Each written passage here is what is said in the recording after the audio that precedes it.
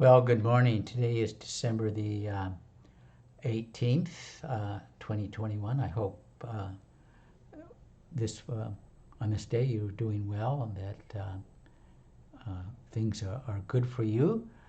Our Muslim friends very often want to ask Christians questions about the deity of Christ, the crucifixion, the validity and authority and the reliability of scriptures, but seldom are they willing to answer questions about their own religion. They just seem to want to be constantly on the attack, and they are really unable to defend their own position when really pressed by them.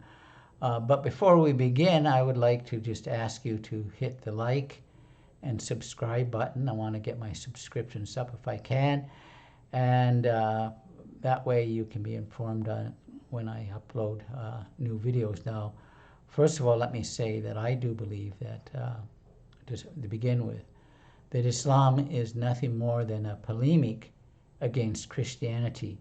In fact, if for some reason Christ had not come, then I don't think there would be any reason for the existence of Islam. Muhammad would have been nothing more than a bandit and caravan raider, and I really don't care if I've offended Muslims on this point or not. Again, as I said, Islam is nothing more than a polemic against Christianity. When you just a very brief reading of the Quran is an attack against both the Jews and the Christians. But for today, I would just like today's fake news then is basically that Muhammad was a prophet sent from God. Now, of course, Islam stands or falls on this. If Muhammad was not a prophet, then the whole system is bogus, and Islam is absolutely false. But let's take a look at that. Just because I said it was false doesn't necessarily mean it was false. So I think we can demonstrate Islam is false by basically looking at Islamic sources. Let's look at the Hadiths. Here we have one. This is narrated, this is Sahih al-Bukhari, and narrated by Aisha. The Prophet in his ailment in which he died used to say, "O Aisha, I still feel the pain caused by the food I ate at Kabar at that time. I feel as if my aorta is being cut out from that poison." In other words, the end of Muhammad was so terrible, it was as if his aorta was being torn out. What a miserable death for a person to suffer, and basically from a Jewish woman. So it's really humiliating that in his last days Muhammad believed that his aorta was being ripped out. But what does the Quran say? The Quran confirms what happens to a false prophet. Again, Surah 69, verses 43 through 47. And this is the revelation sent down from the Lord of the Alima, mankind, jinn, and all that exists.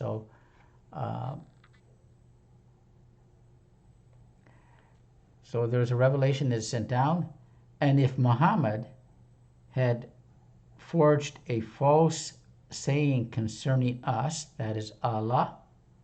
Notice the plural being used here. We should have surely seized him by the right hand, or with power and might, and then certainly should have cut off his life artery, or that is aorta. And none of you could withhold us from punishing him. And him there, I believe, would be Muhammad. And so there is no one that can protect Muhammad if he was to utter false revelations and give false prophetic words or false words from Allah. And the punishment is that he would have his aorta torn out. So let's return back to this hadith, where again Allah in his last days is complaining to Aisha that he feels as if his aorta, or is declaring, my aorta is being cut out from that poison. So I would ask my Muslim friends, could you please answer this?